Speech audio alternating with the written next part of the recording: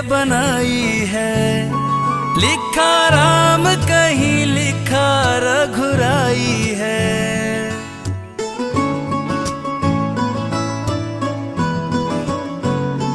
ये रंगोली बड़े प्रेम से बनाई है। लिखा राम कहीं लिखा रघुराई है।